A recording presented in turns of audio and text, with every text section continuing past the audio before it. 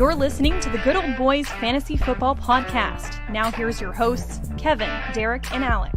All right, and welcome in, ladies and gentlemen, to another episode of the Good Old Boys Fantasy Football Podcast. I am Derek, and I'm joined, as always, by your co-host, Alex. How we doing? Kevin, see him here in a little bit. He'll be with us shortly.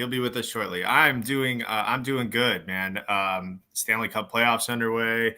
NBA Finals underway. It's a very exciting time. Apparently, the four golf tours have figured things out. They're joining forces again. Not 100% sure on that one. Haven't read all into that one yet, but to me, it sounded like, hey, we don't want to have a lengthy court battle. Let's just play nice. But yeah, very excited. I know we've got 3 teams to get to tonight, and Kevin will be joining us when he can join us. Sometimes life gets in the way, as you all know, because there have been several shows that I have missed because life gets in the way. But yeah, how are you, Derek? Yeah, I can't complain. Well, I can complain a little bit, I guess, because the Nuggets dropped game 2. That was a rough one. Yeah, go Nuggets. Let's pick up game 3 here. Yeah, I need that one. And ready, set, let's go. Right. So yep. Yeah, it's been an interesting one, right? Like with the playoffs kind of going on. This is the deepest I've followed the NBA into a season in a long, long time. So, go Nuggets. But yeah, I think I've watched more NBA over the last 2 weeks than I have in the last 2 years, 5 years. I mean, not a big, as everybody knows, not a big NBA group here. But when your hometown team is in it, it is fun to follow along. Absolutely. So, but yeah, you mentioned it. We've got 3 teams tonight. We're going to be breaking down the Jets, the Packers, and the Patriots. So all starting kind of work into the kind of that middle of the pack type of teams there that just kind of missed the playoffs in a lot of scenarios there. And we're working the way through it. So it should be a good show tonight. A lot of fantasy relevant pieces on every one of these teams. A lot of shakeups happening with these teams. I remember a few years ago when we were talking about the Jets, and this was when they were, bad, even, bad before Zach Wilson type of bad. But which is saying something, right? Like that was one of those that episode was I'm actually looking forward to talking about the Jets here and breaking down some of the fantasy on this one. So that should be good. Make sure that you're hitting up all the socials, Twitter, Instagram, Facebook, TikTok at Good Old Boys FF. And of course, head over to the YouTube channel, youtube.com/@GoodOldBoysFF. Click that subscribe button. Best way to support this independent podcast. But what are the thoughts we got before we start getting into some teams? You mentioned, the Jets. This one is I'm so torn on how to feel about this. And I know that, we're doing this in June. Things will probably get clearer and maybe they don't because there's so many new pieces there in New York, specifically one big new piece. So while these are middle of the road teams, they're also really difficult because they're middle of the road because, sometimes they get some wins that they shouldn't. Sometimes they have some losses that they shouldn't. And they're just confusing teams. Really hard to kind of predict what's going to happen. And this is really the challenge. You think that there should be good pieces in place, but my goodness, it could go either way and it can go south in a hurry but just as likely that it could go great in a hurry. So, these are tough teams for me to analyze and break down that we've got this week. Don't be surprised. I guess I say that. Don't be surprised if I'm talking out both ends of my mouth here throughout the course of the episode. Love it. So it is interesting, right? Like, especially listening to a lot of the kind of talking heads and people that do a lot of talking around football and fantasy football there. As soon as that trade was made where Aaron Rodgers heads over to the Jets, and it's one of those that I start hearing everybody talking about how the Jets are going to be, they're going to win the division. They're Super Bowl contender, yada, yada, yada. You have temper expectations on that one. I would like to point to Exhibit A of Russell Wilson to Denver last year. Sometimes it just doesn't work right away. And unfortunately, I don't know that Rodgers has the length of career left that Russell Wilson does and the ability to at least have some time to try and get it right. So, yeah, I would say that is a great example of what could go wrong. Very well, it could go wrong. Don't worry. They brought in the offensive savant named Nathaniel Hackett to be the offensive coordinator. We saw how well that worked. Hey, as long as he's not in charge of timeouts and, getting the plays in on time and all that stuff. Well, there is that. So, that's what he's going to do, isn't it? Oh, yeah. Have that play calling thing is a tough burden. So, but anyway, I feel like we've kind of danced around the Jets here a little bit. Maybe we should just go ahead and tackle this beast head on. Let's go ahead and get into some team breakdowns here and really get going at this. We're going to start off here with the New York Jets, who finished 7-10 last year. They did a 60% pass, 40% run. They're ranked 29th in points for, 25th in yards for. Head coach Robert Saleh, offensive coordinator, the aforementioned Nathaniel Hackett. And we're going to start where we always do, back in the running back room. Breece Hall, shortened year in his rookie campaign, which was too bad because he was off to a blazing start there. But 80 rushing attempts, 463 yards, 4 touchdowns, 19 receptions, 31 targets, 218 yards, and 1 touchdown through the air. Thoughts on Breece Hall? Yeah, I mean, so realistically, what is, this offense? And I know we start with the running back, but, in real life football, everything starts with the quarterback. So what is this offense going to look like? And if we have any examples of, what Aaron Rodgers and Nathaniel Hackett, who work together in Green Bay, what they like to do, they can support a run game, right? Like we saw that there were 2 running backs in Green Bay that were able to get theirs, right, in this offense, presumably what will be essentially the same offense that we saw 2 years ago in Green Bay before Hackett left for Denver. So you have to feel comfortable that Breece Hall, healthy, ready to go, will get his touches. I see right now he's running back, 13 off the board. Feels like it could be a little bit high. I don't know that he finishes just outside of RB1 territory because, you look at this depth chart that the Jets have, and there are some other names in there that could get theirs. And who knows, maybe Aaron Rodgers is going scorched earth and is going to just throw, 700 times this season. So I think that's unlikely, but I do like Breece Hall. I don't know that he's going to finish RB1. His ADP right now is in the late 20s, early 30s. Feels about right. But I think when it comes down to it, I would take Breece Hall at the right price in that 3rd round if I could get him there. I don't know that I'm spending 2nd round capital on Breece Hall. The answer is no. I'm not spending that kind of capital on Breece Hall, right? Like, yeah, I've seen him go in a lot of cases at even like RB11 in a half-point PPR format. Rich. Like, no, I don't want any part of that one. He's an incredibly talented player. Like, this offense, we're expecting it to be much better. But the problem that you've got is, and this is one of those that, outside, it's a very limited sample size of guys who bounce back from an ACL year 1 and do really, really good. And the sample size is kind of in that Adrian Peterson, and everybody else seemingly takes about 2 years to fully bounce back. So, and we've seen that happen time and time again, where year 1, it's not necessarily, it's serviceable. It's a decent fantasy performance, but it oftentimes just doesn't quite live up to the hype on where the player is getting drafted at on that one. And that's more the fantasy community, not kind of factoring some of those things in there. There's a chance that Breece Hall's ready day 1, right? Like, I also feel like they're probably not going to try and rush him back faster than they need to on this one. So I think that they could slow roll him. We could see him get off to a little bit of a slower start there. I think that you could see other guys very much in the mix.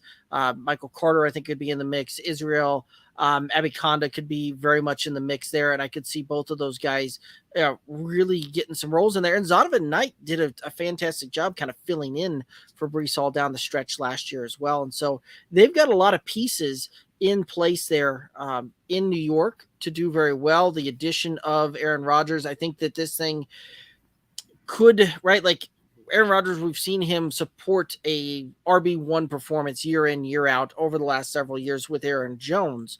But again, this is one of those that the shot that you have to shoot on Breece Hall right now is just a little too rich in my blood. And so I'm not going to be having many shares of Breece Hall on many of my redraft rosters. I'll probably take a shot on him in a dynasty startup. Sure. I'll take a shot on him in a keeper league in that kind of second, third round type of capital. Sure. Because again, I'm looking more for another year down the road on that one. And I think he'll do phenomenal there, but this year I'm probably going to be out from where his draft capital is. And it's just kind of unfortunate to say, cause terrific player and a lot of fun to watch. Right. The two things that he has going for him, he is young. He's only 22. Right.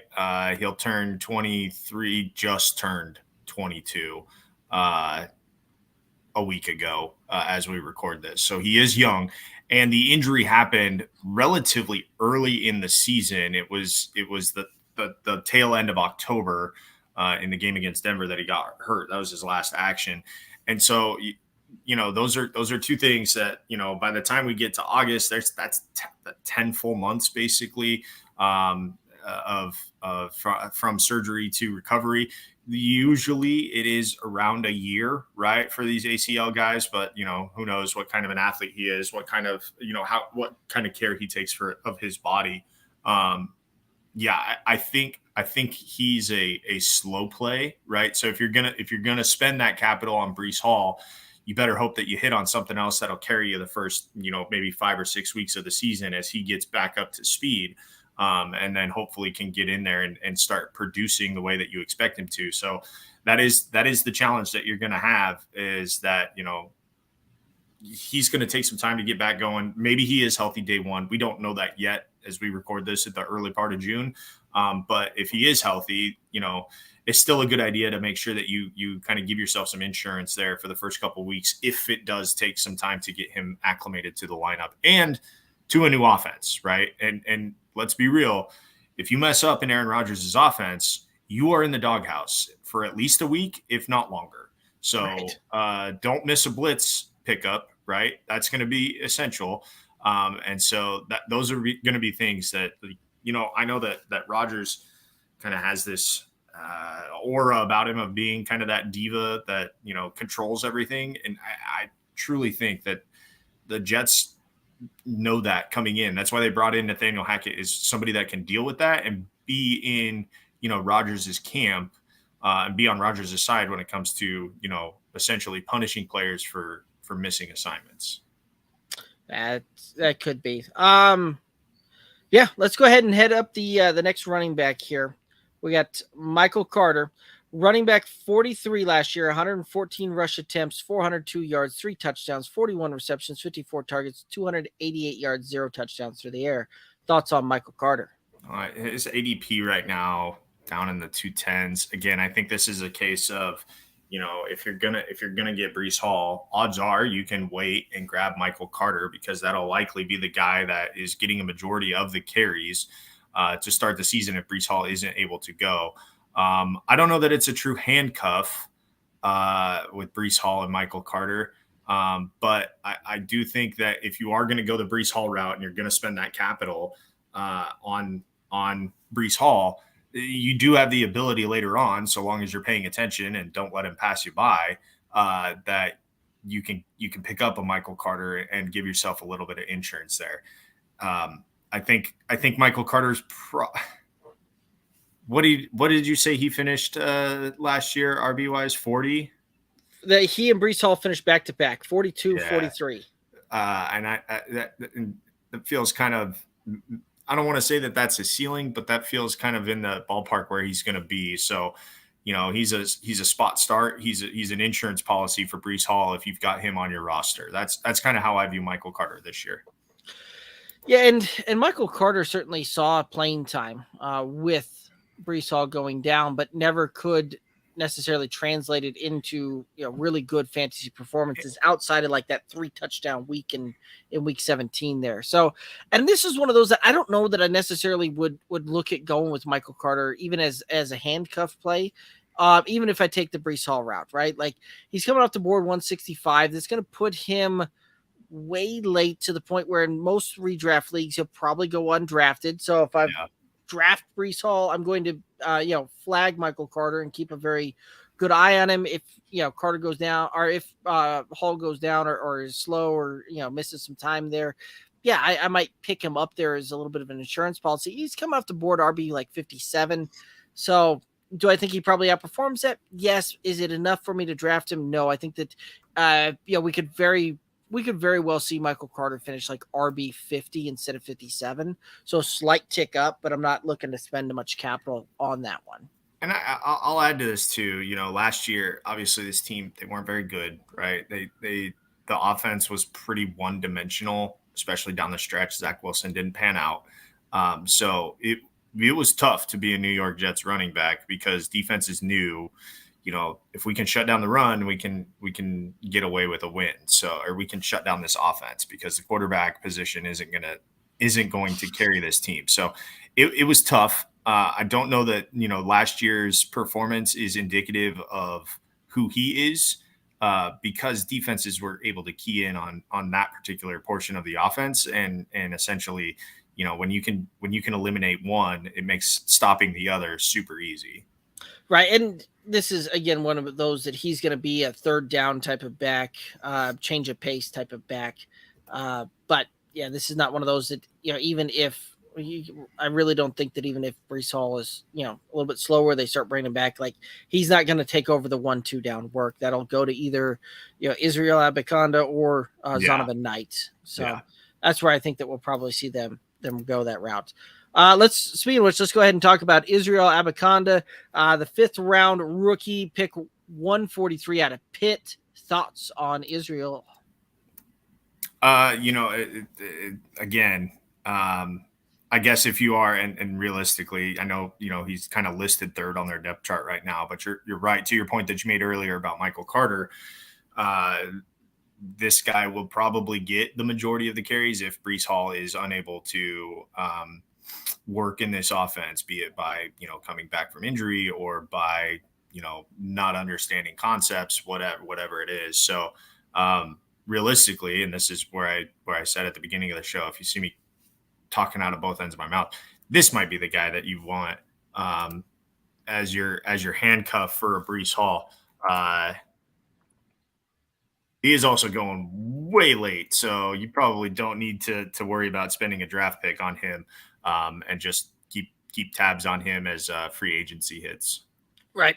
Israel Abanikanda is a guy that I've been liking to take kind of in that 3rd round of a lot of rookie drafts there, right? Yeah. Like he's got sneaky upside, sneaky potential there, but this isn't a guy that you're going to be looking to bank your fantasy season on, especially in redraft. Like this is a guy that should be undrafted through that. You keep you add him to a watch list, you keep an eye on that. And you just kind of keep tabs of what the Jets are doing and what that looks like. And he may be worth a waiver wire ad, but this isn't one that you need to spend any draft capital on him during, redraft season here. So that's kind of where I'm at on that. Zonovan Knight was a guy that also had some flashes last year, had kind of a midseason breakout, couple of games in high RB2 territory. Any desire to talk about Zonovan Knight or any thoughts on Zonovan Knight?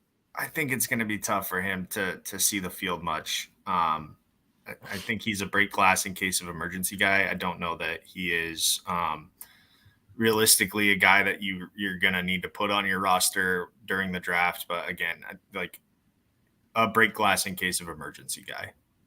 Yeah, I would agree with that. And again, like he's coming off the board way late. You're not going to be drafting him. This is one of those that let's wait and see what this looks like come the actual regular season when games start getting played. And I would realistically, I would think that if Zonovan Knight sees 5 opportunities a game, that's going to be on the extreme high side, going through some things there. So don't draft, maybe add onto a watch list, but I don't know that we're going to see him be fantasy relevant at all this season. And if he is, then something has gone just haywire up there in New York. Right. Yes. Let's go ahead and head on into the wide receiver room. And Garrett Wilson, who finished wide receiver 19, 83 receptions, 100 47 targets, 1,103 yards, 4 touchdowns with an average of 8.6 targets per game. He's been making a little bit of headway here in OTAs and in some of the mini camps, and Aaron Rodgers singing his praise of this second-year player. What are our thoughts here on Garrett Wilson? I don't know. I think Aaron Rodgers might be gassing in his tire, filling his tires, airing his tires, whatever that turn of phrase is. I'm not so certain. It does take a while to figure out what Aaron Rodgers is thinking. It does take a while to get on the same page with him. When you're out there on the football field, odds are Aaron Rodgers is the smartest guy out there on the field, and maybe sometimes he's too smart for his own good to get on the same page with these wide receivers. Garrett Wilson was able to turn a really good season last year, given the circumstances that he was dealt with at the quarterback position, right? So logically, you would think that you upgrade at quarterback, that automatically makes you a better target for fantasy as a wide receiver. I'm not so sure I buy it. And honestly, with where he's going, I'll let him fly by, and I'll eat my crow later if that's the case. But I am not targeting Garrett Wilson this year with the amount of receivers that are out there and the amount of receivers that aren't playing with a new quarterback named Aaron Rodgers, who is somewhat difficult of a quarterback, as we've seen, to get on the same page with early. I'm not so high on Garrett Wilson this year. He is not somebody that I am targeting. Again, I could totally be eating crow, at the end of this year and saying that I was completely wrong about Garrett Wilson. But right now I am comfortable in letting him slide because there are two other guys that we're going to talk about that already have a little bit, or just one other guy, I guess, but there's another guy on the roster as well. But those guys already have a connection with Aaron Rodgers, and I think they might see a little bit more bulk of the work as we go through the season. See, I'm kind of on the opposite spectrum there. I'm in on Garrett Wilson. I think that he can do some big things. He's coming off the board at wide receiver 10 right now, which kind of puts him at that back end of round 2, beginning of round 3, which puts him in that rich kind of territory there.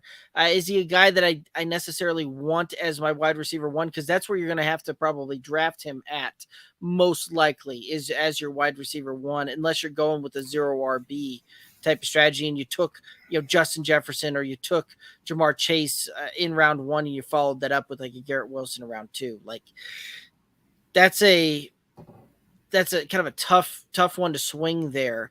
I think that's probably about where I think you're kind of drafting him about where his ceiling is when it's all said and done, right? Like I don't see him being able to, I don't see him necessarily breaking into like wide receiver 6 or better. I think that he'll finish back end of wide receiver 1. And when you look at it, he had it's kind of crazy, right? Like a rookie coming in and getting 147 targets. Like that's just insane. The problem is that a large majority of those weren't even catchable. Out of the 147 targets, only 91 of those were deemed as a catchable ball. So he was getting absolutely just kind of, garbage targets to him. And what's even more remarkable is out of that, right? And this is where I think that he'll thrive with Aaron Rodgers and where he'll be able to get on the same page with them and all of that, is the fact that he was kind of a vacuum cleaner when the ball was there and when it was at all catchable, he brought it in, right? Out of that, 83 receptions on 91 catchable targets. Like that's an insanely high catch rate to it when you break it down from that aspect, right? Like there's a lot of other guys that didn't necessarily get into that same kind of realm there. So I think that he can do well. I think that we'll see him, probably up there in the 1,300 yards. Whether or not the Jets can really, put the ball in the end zone, that's going to be part of it as well. He's got a tough schedule and a tough matchup season long when it comes to receivers there. So that's a little bit of a concern. But I think that he will ultimately do well and perform well. Does he outperform wide receiver 10? That could be a bit of a stretch. Yeah, and just looking at, wide receiver 10, I'm looking at some of the guys who are kind of after him. And the more I look at that, the more I would rather have those guys wait a little bit and get those guys like a Jalen Waddle, Devontae Smith, a T. Higgins, or a Chris Olave. DK Metcalf is 5 behind him. I think I would rather wait and get those guys. And those guys are going, in the 3rd round, right? I just listed off guys that are going picks 24 through 35. So you're talking 3rd, 4th round there. That like you can still get, those guys, which are a high caliber receiver that are playing with quarterbacks that they already know, in an offense that they already know, that I would be much more comfortable with and not having to spend up. I think those 5 guys that I said have a much more likelihood of finishing wide receiver 1 than Garrett Wilson does, staying in that wide receiver 10 range. So that's why, for me, that I'm not really all that excited about Garrett Wilson, because I do think that other guys in this receiving room are going to get, more looks, than and it's going to take away from the targets that Garrett Wilson gets. Maybe. I mean, it was an interesting thing though when you're running through that kind of list of guys there, right? Jalen Waddle, the second target on that offense. Same thing with T. Higgins, second target on that one. Chris Olave, again, right? Like I'm full go on Chris Olave, right? Like I think that he will do absolutely fantastic. He's got a great schedule. DK Metcalf is kind of that guy that I'd sit there and I might take a pause on and be like, And at that point, I think I'd rather take the shot of the upside of Wilson, of Garrett Wilson there, just with DK Metcalf and that Seattle offense. I think we're going to see a shift to them running the ball a whole lot more. The fact that they brought in Charbonnet, the fact that they've got Ken Walker, I don't think that they're going to try and put it on Geno Smith as much this year. And a JSN is there as well. Right. So there's a lot of weapons on that offense, and I think that we'll see them get back to more of their balanced attack this year than what we saw them do last year out there in Seattle. So, but that being said, DK Metcalf very well could sneak up into wide receiver 1. It's a full possibility. Absolutely. Yeah. So. All right. You're anxious to talk about this next guy. I know it. Let's go ahead and talk about Allen Lazard, who finished wide receiver 33, 60 targets, 100 receptions, 788 in yards, 6 touchdowns, 6.7 targets per game. Thoughts on Allen Lazard? Yeah, I mean, if you like what you saw last year, then what you see is what you get, in my opinion. Allen Lazard, I mean, granted, I think Lazard, if I'm not mistaken, was kind of that, heavy target for Aaron Rodgers last year. There wasn't, with Devontae Adams leaving, Lazard was kind of thrust into the role of the guy in that receiving core. He handled it well, right? 60 catches on 100 targets, not the best, but you'd like to see the touchdowns creep up a little bit more than the 6. And I think if you do see the touchdowns creep up a little bit more, this realistically what he is what he gets. But I do think that sense of familiarity, the sense that he already knows how to play in a Nathaniel Hackett offense. He already knows what Aaron Rodgers is thinking. I think early on, this is going to be the guy that, Rodgers is going to be picking out, and Garrett Wilson is going to serve as the decoy. That's how I kind of see it playing out in my head. So I think a lot of the work early goes to Allen Lazard as Garrett Wilson tries to figure out what he needs to do in this offense to be productive. Yeah, it's not going to surprise me to see Allen Lazard that have been kind of the peak last year. I don't see him necessarily duplicating that here in New York. This is one of those that I think we probably see him come back to earth a little bit, where last year when he was kind of the number one guy, the veteran leader, the veteran receiver, the guy that did all of that, right, from a fantasy standpoint, he kind of got outperformed by a couple of rookies on that, right? During the beginning part of the season, Romeo Doubs was the hot name for fantasy. Definitely towards the back end, Christian Watson was the hot name for fantasy. And Alan Lazard was there, and he put up some productive games, but he also had a lot of disappearing acts. Like he'd go out and he'd have, wide receiver 5 on the week, and then he'd follow that up a couple of games later with like wide receiver 74. So this is one of those that, he's got the rapport, he's got the chemistry built, things like that. But I think with that rapport and that chemistry, it's probably good for about 50 receptions on 80 targets for 568 yards and about 4 or 5 touchdowns. Like, I think that's where we kind of see him ultimately finish. And I would think we probably see him finish closer into wide receiver 4 territory necessarily than we do see him get up into wide receiver 3.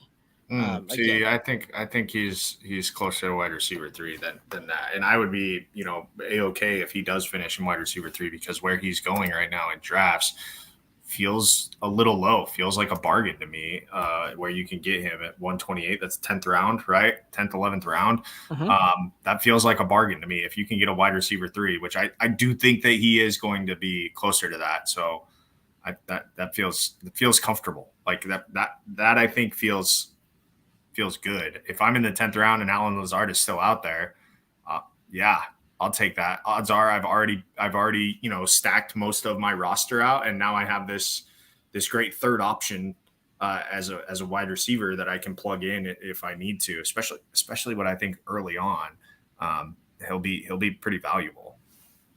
Yeah, maybe. I mean, this is one of those that in the 10th round, where he's kind of going, I think I'd rather take my shot on a tight end with Cole Kmet. I think I'd rather take my shot on potential breakout of Elijah Moore, or even Darnell Mooney have a true wide receiver 1, and now he can kind of play off of that. There's other guys I'd rather take that shot on in that range and just see what I can do. I'd rather even take my shot on Michael Thomas, just seeing if he can return to some form of what he once was when he finished wide receiver 1 overall. Like, I'd rather take my shot on several different wide receivers kind of in that same range than what Alan Lazard is. But that's what makes it fun, is the kind of the differing there. I will tell you this, Alex, when we get to the home league and it's in the 10th round, if I'm drafting before you will not have to worry about me sniping you on Alan Lazard. Like, cool. I'm going to hold you to that. Fair enough. The only way I'm taking him is if I can, so I can then turn around and try and get a trade done with you right then and there. So I'm not going to trade for Alan Lazard. Let's be real. That would be the only way I'd snipe you on that one. So now that we've established that, you don't have to worry. All righty. Mecole Hardman also came over in the offseason. Any desire to talk about Mecole Hardman? Do we think he's going to actually have any real fantasy relevance here? I think he's a best ball candidate, right? Yep. Like, really good best ball candidate. I think he's boom or bust. He is coming off he just had surgery in February for an abdominal issue, missed most of last year, came back, played one game in the postseason, and wasn't really all there because he missed a good chunk of the season. So I think it's a buyer beware. But for best ball, Mecole Hardman, like, that could be he could have some game changing weeks for you. That could propel you to prominence. But on a consistent week in, week out basis, he is not somebody that I am at all looking at. Fair enough. And I'll agree with you. Best ball candidate, but that's about as far as I'm willing to go on Mecole Hardman. All righty. Let's go ahead and hit up the tight ends here. Tyler Conklin, who finished tight end 13 last year, 58 receptions, 87 targets, 552 yards, 3 touchdowns, an average of 5.1 targets per game. Thoughts on Tyler Conklin? Real quick, before we get to Tyler Conklin, there's somebody named Randall Cobb also in this Jets wide receiver room that, again, another one that if things start to go south and there isn't chemistry early on with some of the other guys, Randall Cobb's a guy, probably another best ball candidate. But if he can stay consistently, available, which has been a bit of a challenge for him, I do think that he will have a place. I don't think that he's going to, when it's all said and done, be in the wide receiver 3, wide receiver 4 conversation. But I do think that there will be weeks that people are going to be like, I really wish I had Randall Cobb on my roster. So again, that's another buyer beware, but I do think that Cobb is going to have weeks of fantasy relevance. Season long, probably not going to be, in that conversation. Anyways, unless you wanted to react to that, Derek. Randall Cobb, no, flat out on it. Even from a best ball standpoint, he's put up one real fantasy relevant week in the last 3 years. Very good. I'll pass. Very good. All right, to Tyler Conklin. Throw that slide back up for me one more time if you could. Yep. He's an interesting one because tight end 13 is, essentially tight end in tight end 1 territory, right? So he is an interesting one. We do know that Aaron Rodgers likes a good pass catching tight end, right? That's been kind of one of his MOs, is that he can support a good pass catching, especially a touchdown pass catching tight end. And Tyler Conklin can be that guy for Aaron Rodgers.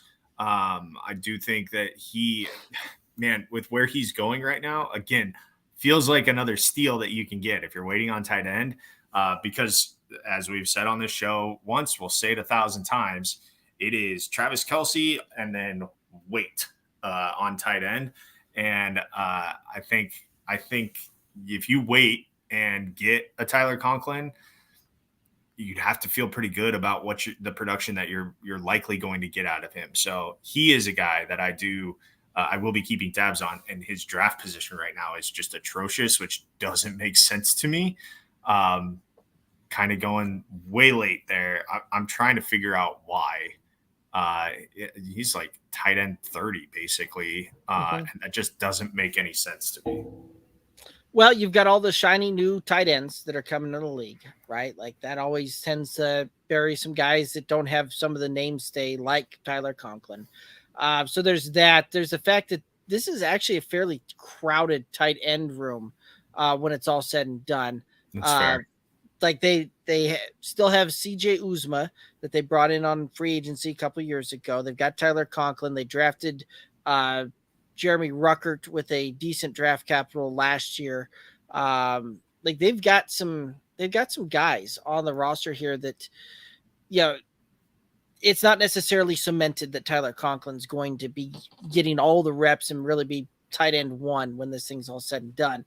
So I can see why the fantasy managers are kind of, I'll wait and see, which is probably the way to do it with Tyler Conklin, right? Like this is one of those that last year was certainly kind of an outlier for Tyler Conklin in the fantasy sphere. Yeah. And we've seen that happen time and time before, where we have a tight end kind of come out of nowhere, have a decent year, and then fade kind of back into obscurity. And there's a whole lot of tight ends that I would rather draft over Tyler Conklin. I don't know that I would name 30 some of them to do it, but I could probably name at least 15, right off the top of my head. And at that point, if I'm waiting tight end anyway, I don't know that I'm going to necessarily spend draft capital on Tyler Conklin. So thus, further repressing his draft capital there. So, and that's kind of where I'm at. I like him on the potential for him having another good season and kind of being another late round tight end that can, you can pick up in a waiver, you can do some of that, and he can give you a week, but I'm not necessarily looking to spend much draft capital there, I don't think.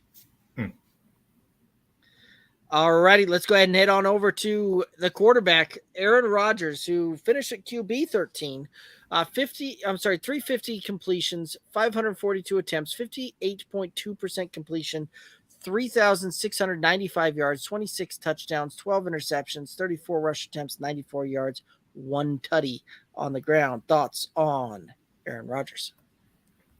QB 13 feels right. Like I know a change of scenery will be nice, and it'll be nice for him to get, back with his old OC, but he's still dealing with a majority of new receivers, which I guess likely, he's been kind of doing that the last couple of years in Green Bay.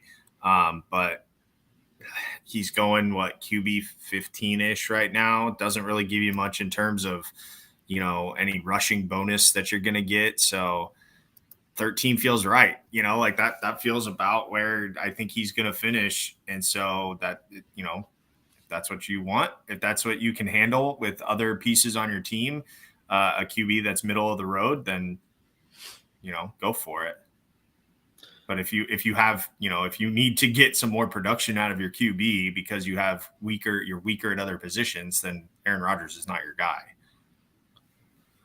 Right. And the beautiful thing about kind of where he's coming off the board now is you can get him as your QB2 in a super flex, right? And like that's kind of a nice piece there that you can get him as a super flex guy there. And I think that he'll do well for you in a super flex. Like this isn't one of those that you're going to necessarily stake your, in a super flex, you're not going to stake your season with him as QB1 type of thing out there because you're going to get fringe QB1 type of performances, right? Like we've so much seen the quarterbacks that can use their legs and pick up yards and pick up first downs, get into the end zone using their legs. We've seen so many of these guys propel themselves up into the upper echelon and upper tiers of fantasy football that unless you're going out there and throwing for 4,500 yards and 40 touchdowns, you're going to have a tough time getting up into the conversation on QB 6, 7, 8, unless you're also using your legs on that one. So at that point, I don't know that we're going to see Aaron Rodgers go out there and light the world on fire and throw for 4,500 yards and 40 touchdowns this season. I don't necessarily see that one in the cards there, but I do think that we can very, very much see him get closer to 4,000 yards. Probably 35 touchdowns, 11 interceptions, kind of in that range there. And I think that's where we'll probably see him ultimately kind of settle in there, which by all accounts that will put him in that fringe QB1 territory. And I think he will potentially outperform his draft stock and his ADP. So I'm okay with Aaron Rodgers. I'm not looking to reach on him, but if he kind of falls to me in the right spot, I'm okay taking my shot there, especially in a super flex as my QB2. So would you be okay if you're going to take a flyer on your QB1? If you're going to take, if you're in a position where you've got to take, for the sake of this, let's say if you're going to go, a Lamar Jackson, right? A guy that is kind of dependent on his legs, a guy that it will be kind of boom or bust, when it comes into week in, week out. Who's another guy that I think is kind of in that category? And Anthony Richardson, right? Which he's kind of going in that same, actually he's kind of going a little later in most redrafts. But if you're going to do that and you've got, Anthony Richardson, are you targeting a guy like Aaron Rodgers so that you have consistency to kind of help you through the weeks where a young quarterback may not be, putting up the consistent numbers? I think you almost kind of have to, right? Like you've got to, if you're going to take an Anthony Richardson, right? Because you're taking the upside play on that one because he's a guy that can go out there and deliver you week winning performances. He's got the cheat code ability for fantasy there. Same thing with Lamar Jackson, right? Cheat code ability type of thing. Justin Fields, another guy that has that cheat code ability at the quarterback position for fantasy there. If you're drafting those guys, you'll want to get kind of just that, almost that steady Eddie, that guy that's not going to necessarily go out there and light the world on fire. But you need to be very strategic on picking your second quarterback there on a guy that can get you just consistent points. Aaron Rodgers fits that bill pretty well. Geno Smith would do very well in that role. Jared Goff would do very well in that role. Kind of all the guys. Yeah, Kirk Cousins would be kind of another guy in that similar type of plane there. So, that's one of those that if you're going to go that route, I could see, popping them in there and going that route, or even if I wait a little bit on a super flex, and I take kind of this where almost the second run of quarterbacks go, and then hop on the third run, which Aaron Rodgers is probably going to be in that third run of quarterbacks these days for a super flex, right? So if I'm waiting until like that second kind of run on that, and I take a Dak Prescott, and then I follow that up with a Aaron Rodgers. For that, like I'd be pretty happy with when that's all said and done with those kind of pairing there, and then I can build my roster out because I know that Dak can get me the high weeks and high totals there. and he might be a little bit more consistent this season. Aaron Rodgers will probably be a little bit more consistent, and we'll see just some good overall performance there. So that's kind of where I might look at that. You just love quarterbacks that have listened to Mike McCarthy, is what you just said. Yeah, you love Mike McCarthy quarterbacks. Exactly. I'll get you the T-shirt. Well, Matt Flynn is all I got to say. Get out of here. It's time I can take that shot. Let's move on. All right. To Matt Flynn's former employer. Yes, exactly. Great segue. Alrighty, so the Green Bay Packers last year were 8-9, just missed out on the playoffs. They're 55% pass, 45% run. They're ranked 14th in points for, 17th in yards for. Head coach Matt LaFleur, offensive coordinator Adam Stedovich. And we're going to head right to the running back room. Aaron Jones finishes RB9 last year, 213 yards, or 13 rush attempts, 1,121 yards, 2 touchdowns on the ground, 59 receptions, 72 targets, 395 yards to the air, and 5 touchdowns. Thoughts on Aaron Jones? So I like his running numbers to go up a little bit more, right? Jordan Love now taking over the offense. Not sure how much the reins will be taken off. I don't think that he's going to be completely, handcuffed into just turning around and handing the football off, but you do have to like the fact that Aaron Jones is back there. He was consistent last year, right? Mostly getting around that 10 carries every game. There were some games that he had more, some games that he had a few less, but around 10 to 15 carries a game is about what you're going to see out of him. No reason to think that number is going to change, right? Because you still have a lot of the same pieces in place, just the quarterback is different, which is a huge piece that is different, but it is just the quarterback that's different. So I kind of like now I like what he did last year to be kind of, similar to what he does this year. I do also think that you're going to get that receiving upside out of him because Jordan Love, if he is smart, will take the option of passing the ball off to the running back. Jordan Love got to learn under Aaron Rodgers, who was a little bit more creative, but also took what the defense gave him. So I like Aaron Jones. I need to stall a little bit so that I can pull up my other tab to see where he's going. Running back 15. 31 overall. Yeah, I don't mind spending, third round capital on Aaron Jones. I don't mind that at all. If I go, one of those top end running backs and then wide receiver, pretty comfortable taking Aaron Jones with that third round pick. Yeah, and I really don't mind taking Aaron Jones kind of where he's coming off that board at RB 15, 31 overall type of thing. Like that doesn't bother me at all. I think that he will do very well. And right, like people have been kind of discounting Aaron Jones and waiting for him to, it's almost like they've got a little bit of a, just a fantasy fatigue with him because he's been so good, so consistent for fantasy over the last several years that, people are like, when is he going to fall off? Because he's kind of approaching that age plateau that we see so many of these guys kind of fall off on.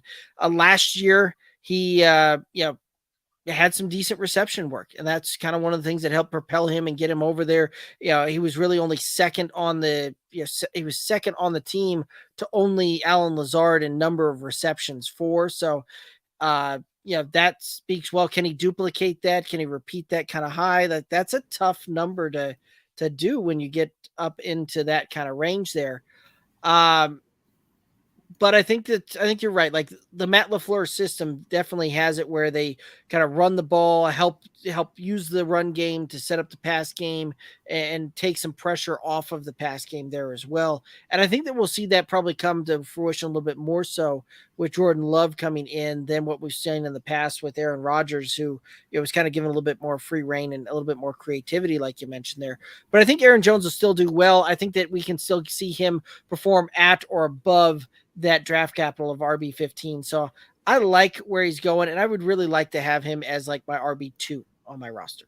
Yeah, and that's exactly it, right? Like if you're going to employ the strategy in a redraft of let's take one of those top end running backs in the first round, right? Or let's take high end wide receiver there in the first round. And then you back that up with, 2 more running backs in rounds 2 and 3, or you go, if you're going to go high end running back, you go essentially a higher end receiver. And then you've got Aaron Jones there in the third round. Like, you feel pretty good about that as your RB2, because he has the ability to have, he is consistent, right? Like that's the big thing. And consistency out of your running back too. Like, you can't ask for a whole lot more than that. Consistent, good. Like, there are a couple seasons where I had, I was playing the Buffalo Bills roulette there, and it was consistently bad, right? So with Zach Moss and who was the other guy? I can't remember his name right off the top of my head, but like, consistently good is all you can ask for out of your second running back. Right. And there's a real potential that you could do something with this where you could ultimately take you could go Travis Kelce round 1. Follow that up with, maybe Derrick Henry falls to you into the second round there, and then follow that up with Aaron Jones in like the third. Or even like a Najee, right? A Najee, Ramondre Stevenson would also be another one that would make a lot of sense. And like, so if that's the route you're going to go, especially like that's a pretty good strategy considering how many good receivers there are in this league right now. Like, it is crazy how many good receivers there are in this league. I think that's a very, very good strategy to employ. If you're going to go Kelce round 1, like, you can grab 2 running backs that are going to be hovering around RB1, right? When it's all said and done, like, that's not bad. Right. I mean, realistically, I'm just kind of looking through this thing and go, there's a real chance that you could do go with a Travis Kelce, pick up the Najee in the second, pick up Aaron Jones in the third, follow that up with like a Keenan Allen or a DJ Moore in the fourth, and then follow that up in the fifth with like a Jerry Jeudy, Calvin Ridley even. And like that's a pretty darn good start to a roster. Feel pretty good about that one, right? Like, you would walk away from that draft being like, yeah, like, first 5 rounds that you didn't do yourself any disservice in the first 5 rounds. If that's how you go, I guess, the point that you're making, and sorry to cut you off there, but the point that you're making is that, like, Aaron Jones in the third round, great value, right? Mm-hmm. Like, and so like, if you're gonna do some different things at the top, right? If you're gonna do some different things, like, to have that value there in the third round, that's wonderful. Here's an even crazier one, right? Like, you could go Saquon, Ramondre, or Saquon, AJ Brown as a wide receiver 1. Follow that up with the Aaron Jones for your second running back there, and then follow that up with a Dameon Pierce, and then Jerry Jeudy type of thing. Like, that could also be like sick nasty through the first 5 rounds. Like, you've got like a Miles Sanders who's like that. He's dropping like a rock in his ADP. So yeah, that would be another really, really kind of good one there as well. Yeah. Right. Like, you could absolutely spin that a couple of different ways, and Aaron Jones gets you the freedom to kind of spin that thing there. So I think he's a really good value there in that third round. He is kind of the Swiss Army knife, if you will, safety net that if you get Aaron Jones, if you are banking on getting him in the third round and you get him, like, you can kind of play around with rounds 1, 2, 4, and 5, right? Like, that's what he allows you to do. And then you still have, a guy who's flirting with RB1, high-end RB2 territory consistently that you have on your roster. Absolutely. Let's go ahead and talk about his counterpart. A.J. Dillon was RB25 last year, 186 rush attempts, 770 yards, 7 touchdowns, 28 receptions, 43 targets, 206 yards, 0 touchdowns through the air. Thoughts on A.J. Dillon? Again, in terms of running work, in that, 10 to 12. I think his high was 18. He did that twice last year in terms of carries. Not going to get you a ton of work through the air, as we saw there. So I think he's an RB3 candidate, a guy that I guess in a flex spot, maybe, or if you're getting just pummeled in the running back room, he's a guy that you can get if you miss out on some of your big names if you're going with a very weird strategy. But I think RB3 is a very safe position for him. I don't know that his ceiling is much higher, and I don't know that his floor is much lower than that. So RB3 feels right about where we're going to see AJ Dillon finish. Yeah, I don't know that I can disagree with that really at all. I'm just not necessarily a fan of where AJ Dillon is going to be. You're kind of coming off the board and kind of fall in there. And I think there's honestly a lot of guys I'd rather kind of go with and take my shot on over an AJ Dillon. He's coming off the board at RB33, right? And pick 83, 82 type of range overall. So you're talking, what is that, 7th round type of deal? Like that puts you kind of almost in that dead zone for running backs, especially. And I'd rather be taking the shot on some guys that potentially could go with higher upside, like in a wide receiver or a tight end, right? Like Treylon Burks going kind of in that same range. I'd rather go with a Treylon Burks. I'd rather go with a Jahan Dotson, and the potential upside that we saw there. George Pickens, Evan Ingram. Sure, I'd rather go with Jamal Williams over AJ Dillon at that point. Yeah, there's a few running backs that are going after him that again have a little bit more of an upside play, right? Again, but like what I said with AJ Dillon is like the ceiling's not that high, but the floor isn't much. Those two aren't all that far separated. But you've got guys like, well, what is Alvin Kamara going to be? What is Madison going to be if the Vikings decide to move on from Dalvin Cook, right? He's going after that. And if the Vikings do decide to move on from Dalvin Cook, then obviously I don't think Madison's going to hang out down there anymore. I think his draft stock shoots up. But a Jamal Williams there in New Orleans, which, again, to pick your poison, Kamara or Williams, which way do you go? But there's upside there. But if you want, like we were saying with his old teammate, with Aaron Rodgers, if you want a steady Eddie that you can pretty much bank on finishing wide receiver 3 week in and week out, or excuse me, not wide receiver, running back 3 week in and week out, AJ Dillon's your guy. Fair enough. All right, let's go ahead and hit up Christian Watson, who was wide receiver 35 last year, 41 receptions, 65 targets, 611 yards, 7 touchdowns, an average of 4.6 targets per game. Thoughts on Christian Watson? It felt like the first pass, I think it was the first play of the season, the Packers were playing the Vikings, and Rodgers took a shot to Watson, and it was a long pass, and it fell through his hands. I think he got a little excited that he was about to score on his very first snap in the NFL or whatever it was, his very first reception. And then it just kind of it felt like Aaron Rodgers was a lover scorned at that point, right? That ball falls through his hands, that the Packers don't get points out of that. And it took a while for Watson to see the field, or to really get in the groove and get it back in the good graces of Aaron Rodgers. He was plagued a little bit by injury, but did have some really, really good weeks. I mean, look, in terms of best ball, I really like a Christian Watson. And you guys, this, I was super high on this guy last year, right? Super high. There was nobody, there might not have been a bigger, person in the fantasy realm that was higher on Christian Watson than I was. And then it just turned out that he just didn't get the work like I thought he was going to get.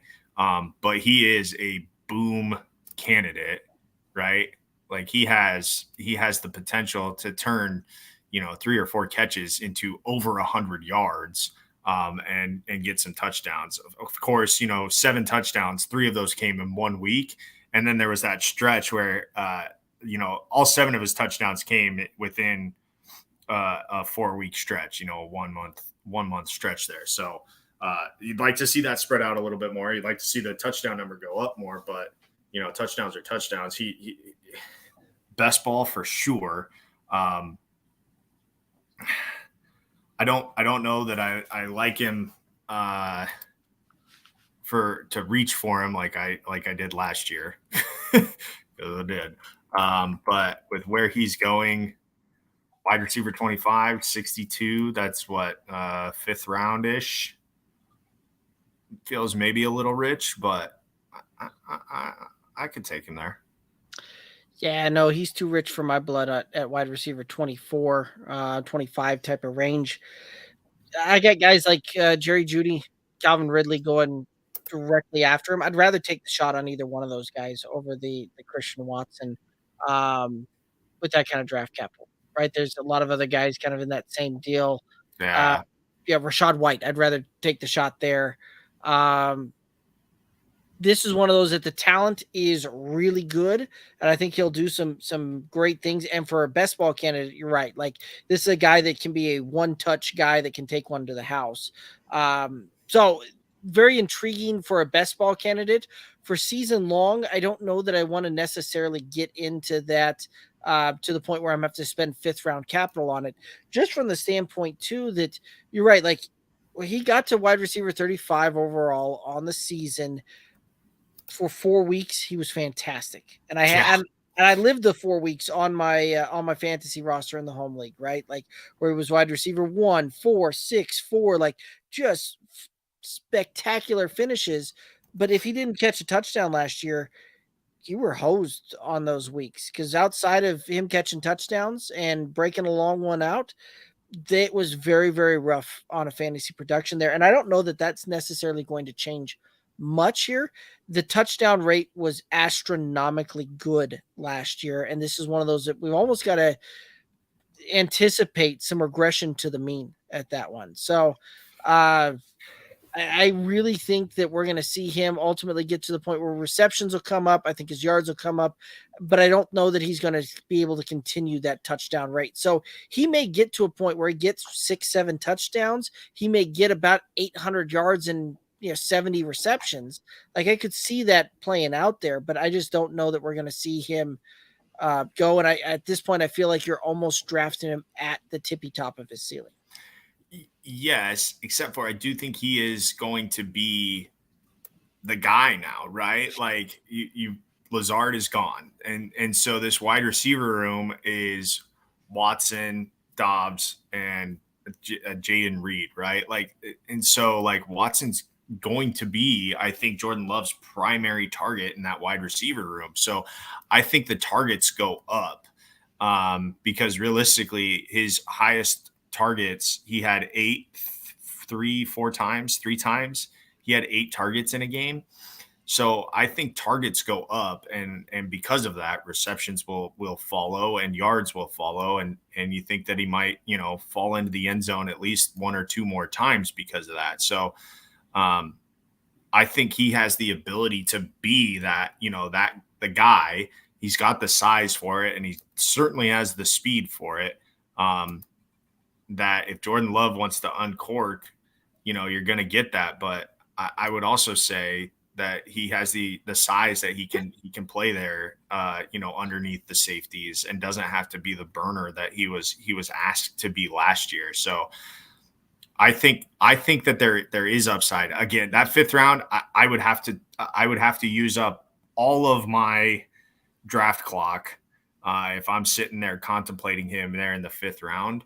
But I do have, I have the soft spot for him. So I think ultimately I do take him there in the 5th round. I'd like him better in the 6th, but I think the 5th round is a little high. Let's you and I talk, and I got him. I got his draft, the draft penalty really good on him. So let's talk after the show, you do. And we'll see what we can try and work out there. But all right, let's go ahead and move from me last year, you jerk. You're welcome. All right, let's go ahead and almost like you were listening to, somebody who knew a thing or two about him. Right. Alrighty, let's go ahead and hit up Romeo Doubs, who was wide receiver 76 last year, 42 receptions, 67 targets, 425 yards, 3 touchdowns, an average of 5.2 targets per game. Thoughts on Romeo Doubs? Again, another guy that I think his targets go up, right? Because of departures. Really an inconsistent, just he just didn't get the work last year in terms of seeing the football thrown his way. He had 9 targets in one game. This game where he went 8 catches on 8 targets. That's pretty nice. 73 yards and a touchdown. Not bad week's worth of work there, but that was really early on. So I think probably, you're looking at a guy that's going to be flirting with the low end of wide receiver 2, but probably more likely in wide receiver 3 territory when it's all said and done. I do think he is the second option there in Green Bay, unless for whatever reason, Jordan Love just falls in. No, that's not what I want to say. Just falls in love with him.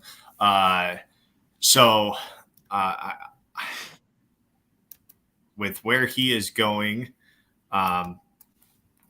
which is not that far down.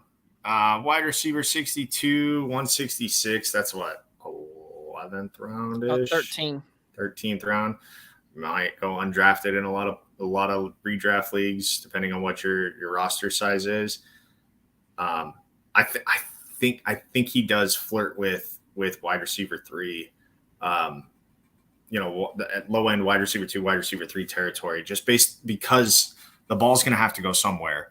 And so I think that, because of that, he'll benefit. This is the Green Bay wide receiver I'm taking my shot on this year. Like this, really taking a shot there in the 12th, 13th round. That's taking a shot. Absolutely, right? Like this is one of those that, from a draft capital standpoint, I'm going to have a lot more Romeo Doubs on my rosters than I will Christian Watson. Like this is the guy that, right? Like you got to bake in, you've got to bake in that draft capital into potential outcomes there, and like you were saying it yourself that you could potentially see him get up into a wide receiver 2-ish type of mix there, right? Wide receiver 3, right? Like absolutely. So I can wait all the way until the 12th or the 13th round, pick up a guy that's coming off the board at, wide receiver, 60 and see him drastically outperform that draft capital and get up in there. Even if he's wide receiver 30, like that's going to give me enough flex option weeks that he could potentially fill in some really good spots for me. Some great trade capital, cherry on top type of thing to get a deal done. But not only that, like this is a guy that I think the way that this Packers offense is ultimately going to shake out here is that we see Romeo Doubs be a little bit more the possession guy, the short intermediate route kind of guy. And we see Christian Watson in the intermediate to long route there. Just based on how I think these guys are going to run. And so it's not going to surprise me to see Romeo Doubs get 7 to 8 targets on average per game. And I think that that's a place that he'll very easily be, to the point where it wouldn't surprise me at the end of the day to see him get to, call it 65, 70 receptions for 600 yards and 4 touchdowns. Like that's tremendous value for me in the 12th or 13th round. Yeah. I mean, yeah. And again, realistically, with where he's coming off, I'll put it to you this way: which guy would you rather have, Romeo Doubs or a guy who's going about 2 rounds, 3 rounds earlier, in Alan Lazard? Romeo Doubs, without question. Yeah, it's not even close for me. It's fair. So, let's go ahead and hit up the rookie here. Jayden Reed, he was rookie, drafted round 2, pick 50 out of Michigan State. Thoughts on Jayden Reed? I think I'm done with pass catchers in Green Bay with wide receivers after those first 2. I don't think that there's any reason why Jayden Reed should be, if you're on a redraft, there's no need for him to be on your roster unless he just goes ham in the first week and you pick him up and then try to hope for that consistency. But I realistically, I think that after after those first two, there's really no need for any other pass catchers. I say wide receivers on Green Bay's roster. Right. I mean, this is the guy that's, while he has incredibly high draft capital, Romeo Doubs, it is looking like wide receiver 2 on the team is Romeo Doubs to lose, not, more so than it is for Jayden Reed to go out and win. Where he's coming off the board, he's going to be undrafted in most redraft leagues. I think that that's a pretty good spot just to kind of see how he performs coming out the gate there and see what this Green Bay offense looks like starting out here as well. So I'm right there with you. I'm not looking to go out and spend any draft capital on Jayden Reed for redraft. And for rookies, I don't mind spending a second round pick, third round pick on Jayden Reed. Yeah. All righty, let's head to the tight end. Luke Musgrave, rookie, drafted in the second round, pick 42 out of Oregon State. Thoughts on Luke Musgrave? So as we've said before, I don't know if it's you, Derek, or Kevin, but tight ends take a little bit of time to develop in the NFL, right? It's about a 4-year process. I do think he's going to be asked to block a lot in this offense, especially when you've got guys like AJ Dillon and Aaron Jones back there. He will be asked to block a lot. I do like his size. I like the fact that, he will be that big body target. I think this year he will be very touchdown dependent. And if the touchdowns aren't there, then it's going to be rough sledding. I think it'll be tough sledding for him. But sure, in a dynasty, for sure, right? Like he's a great second round pick in a dynasty just because you can sit on him and wait. I think in redrafts, I think there are other options I would go with, established options at tight end rather than Luke Musgrave. And with where he's coming off the board, he may not even get drafted. Yeah, there really isn't any reason that I can see that you're going to want to put him on the roster. For redraft, right? For dynasty, absolutely makes a lot of sense to go that route. Makes a lot of sense to do that and even spend late second, early third round capital on this guy. Like I can get behind that, but for redraft, nope, I'm not taking any of the shots on the taking any shots here on Luke Musgrave, at all. Nope, hard pass. Alrighty, let's hit up the next one here. So I was gonna. Sorry, before we get to that, the Packers did draft another tight end in this draft, right? Tucker Kraft out of South Dakota State, big body kid, did well at the FCS level. South Dakota State won the national championship this past year, so he knows what it's like to win. And the South Dakota State's been a pretty good program. The problem is that they usually wind up running it into the machine that is North Dakota State in the FCS playoffs because they're in the same league too. But it is interesting that the Packers would go and get 2 big body tight ends, right? So what is this offense going to look like? How many times are we going to see Tucker Kraft and Luke Musgrave on the field with each other in run sets and in pass sets? And that, again, could take away from some of the work that Luke Musgrave is going to get. I think, it's all said and done. The tight end position as a whole in Green Bay will be very fruitful, but we don't get to pick position groups, to put on our fantasy roster. We have to pick individual players. And I think because of that, those 2 guys are going to kind of cannibalize each other's productivity from an individual standpoint. So again, with the pass catchers in Green Bay, I think you're really limited to just 2 of them, and they're in the wide receiver room there. Yeah, I would agree with that.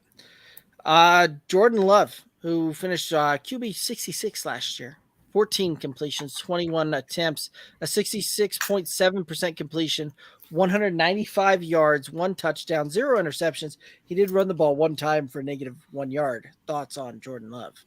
He's finally got the keys, right? So what are we going to see out of Jordan Love? And we've got to see him sparingly over the course of his career, which has been short so far.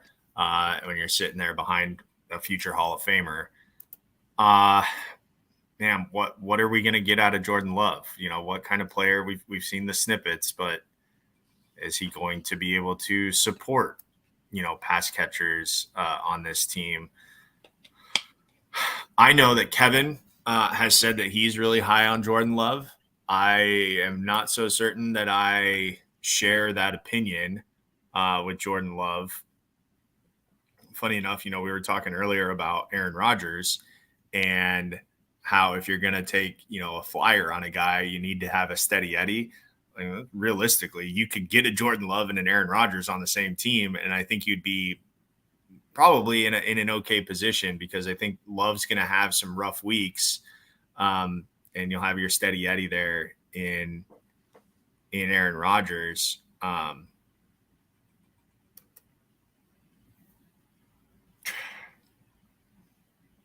He's going to finish QB2 if he plays the full season, like in that QB2 range. But will it be? I think it's closer to the bottom half of QB2 range than the top half. Yeah, you very well could be right there. It would not surprise me to see Jordan Love finish somewhere around QB 20, 21, 22, right? I could very much see him kind of in that range there. That being said, I think you're kind of drafting him about where he's probably going to finish on that as well, right? It's not going to surprise me to see Jordan Love in this Matt LaFleur offense come in and, completes 60, over 60% of his passes, see him throw the ball for 34, 35, 3,600 yards, somewhere in that middle 3,000 range. I think that we may see more interceptions than we're used to seeing out of that Green Bay offense, where we probably see an uptick in, 14, 15 type of INTs. And we probably see the touchdowns out of the quarterback from throwing the ball probably somewhere in the mid 20s. So I think that we're going to see, a young developing quarterback kind of come in, but I think he's going to do all right. And I think he'll be serviceable for you, right? This is one of those that he's got some decent mobility. We could see him use those legs a little bit, extend some plays, put the ball in the end zone a little bit through those legs as well. And if he does that, we saw Daniel Jones go up and have a top 10 finish last year, not even throwing the ball 3,000 for 3,300 yards type of thing. So same thing too, right? Justin Fields didn't get over 3,200 or 3,300 yards throwing the ball, but found a way to have fantasy relevance there. I don't know that that's what we're going to see out of Green Bay here and see out of Jordan Love, but I think that he will be a serviceable QB2 for your super flex, and certainly something I'm willing to buy.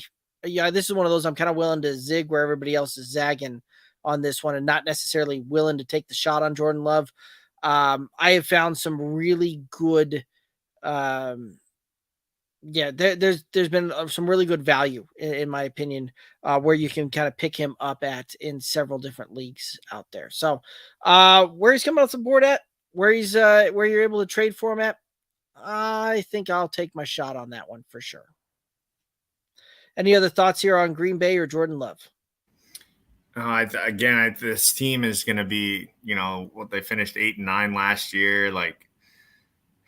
They're in a pretty wide open division, in my opinion. No team really has grabbed a stranglehold on that division like the Packers did have, and kind of them in Minnesota there for the last half decade, or maybe even longer than that. So,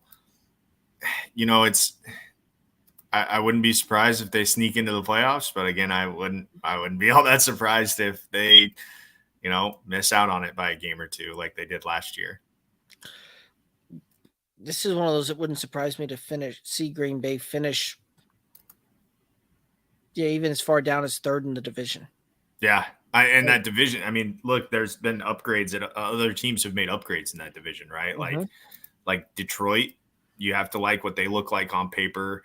Chicago, what is Justin Fields going to take that next step? Have they done enough to protect him and fully let him, utilize his skill set? So what is, that's a big wild card. Is Minnesota going to rebound after, second year with their head coach? what are they going to do in terms of, their running back room and all that stuff. So like I know we talked that there were other divisions that were kind of, wide open, but this NFC North is, very easily we could see, each team go 1-1 in the division, and then you're, going to tiebreakers on things, right? Like it's not out of the realm of possibility that they all kind of just beat each other at home, or, have an off week and sneak out a win on the road, but then drop a questionable one at home. So it's a tough division to figure out. Somebody's going to have to win it. Is it going to be like when Seattle made the playoffs, or who was that? New Orleans that made the playoffs, and they were like Washington. Washington. Yeah. As we've had a couple of these years where, somebody has to win that division, so which team is actually going to, go out and do it. Right. It's a very interesting division. It's an interesting team with the changes that they've made, but again, that's what they're hard to predict. Absolutely. All righty, let's go ahead and head on over to New England. Talk about the Patriots, who finished 8-9 last year, 56% pass, 44% run ratio. They were ranked 17th in points for, 26th in yards for. Head coach, I don't know why. Not Mike Vrabel.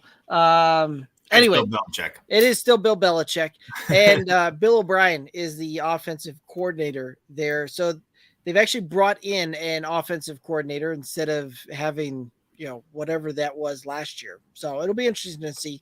Let's go ahead and start over here in the running back room. Ramondre Stevenson, who finished RB11, 210 rush attempts, 1,040 yards, 5 touchdowns, 69 receptions, 88 targets, 421 yards, and 1 touchdown through the air. Thoughts on Ramondre Stevenson?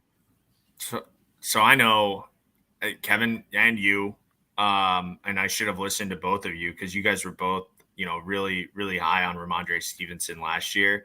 And, you were able to get him at a pretty good price, right? When it came to drafting him, because he was kind of an unknown. I shouldn't say an unknown, but, young player in a Bill Belichick offense, sans Tom Brady. Like what was that going to look like? So I like him again. I like him to, get to, I don't think 1,000 yards is out of the question, especially with Mac Jones still playing quarterback. I think Bill Belichick would rather turn around and run the football 40 times a game if he could, and then just let his defense go out there and try to win the game. So I think the workload's going to be there. I think carries 210 last year. 210 feels reasonable, maybe even slightly more. And to get up over 1,000 yards, that would be not out of the question. You'd like to see the touchdown number go up, though, right? 5 touchdowns for him. Like if he gets, even if he gets the 10 touchdowns, I'm not sure where that puts him as a finish, but be pretty high up there. So where he's going right now, down there, RB10, probably get him in the second round, right? As we were talking earlier, 26. Might even be able to slide him to the third round in some leagues. That's a really good bargain, in my opinion, because I do think he's got RB. I think he's got top 5 upside when it's all said and done. So to get him third round, or end of the second, beginning of the third, that's really good. Yeah, this is one of those that so part of the reason that Ramondre Stevenson was able to have the performance that he had was so much, predicated on the, not necessarily the rushing work, but more so in the passing game and his receiving chops there, because that's where ultimately we saw him do a ton of damage on the receptions. And just, if you're playing half points, you're playing full point PPR, like he was putting up points left, right, and center on just catching the ball there and putting up some yards. He had some good work on the ground there, but didn't necessarily get that big workload that you like seeing on a running back that you're going to go ahead and spend, RB1 type of capital on when it's all said and done. So Ramondre Stevenson, I like the player a lot. This is one of those that, going in, when he was still a prospect, going into the NFL draft, I was pounding the table for this guy, telling y'all that he was going to do really well and he was going to be something special here at the next level. And for the most part, he's lived up to that hype that I was going on and on and on about. But this year here, like, this is one of those that I'm not necessarily looking to power through and put him on my roster as, my second RB. I would love to have him as like a third RB. I don't think that he's going to fall down far enough into the third round in any leagues of note there that are going to allow me to put him on my roster there, which is unfortunate because this is one of those. You're right. Going into last season, right? Damian Harrison was kind of the hot name, and everybody was clamoring to get that over. And we were telling y'all last year that you needed to pivot. Ramondre Stevenson was going to be RB1 in New England when the season was over, and was going to be produce the most fantasy points. It was going to ultimately do really well for your fantasy roster, and that came to fruition this year. Though I think you are drafting him at his ceiling. And I don't know that we're going to see him be able to really push through and get beyond about RB10, which is where you're having to draft him at. So at that point, I'm probably going to have to pivot off of him and go a different route. Just off the draft capital is hard to return. And I still think, there are obviously other guys in this running back room, but I don't know that any of them are, workhorse. Well, there is one workhorse back, but he's been in the league for a while now. So I do think that Ramondre Stevenson is still going to receive a majority of the snaps. And because his ability to catch the ball, I still think he's in there, for a lot of first, second, and third down work, which, being on the field is a big thing for running back. So I don't know that I see that 10 is his ceiling, because I do think he does have the ability. Realistically, he just needed to find the end zone more than he did last year, and that really propels him. So if he can keep the rushing numbers, which he was gaining 5 yards a carry, which is pretty outrageous. And he can keep the passing, the receiving work, which I do think he keeps, because they haven't made a change at quarterback, right? Mac Jones is still there. Mac Jones isn't going to, he is a path of least resistance quarterback, right? And sometimes that's the check down, but most of the time that's the check down to the running back. And if Ramondre Stevenson's going to be there on first, second, and third down, you have to like that. So I think his ceiling is a little higher than 10, but I see your point, but I think his ceiling is a little bit higher than 10.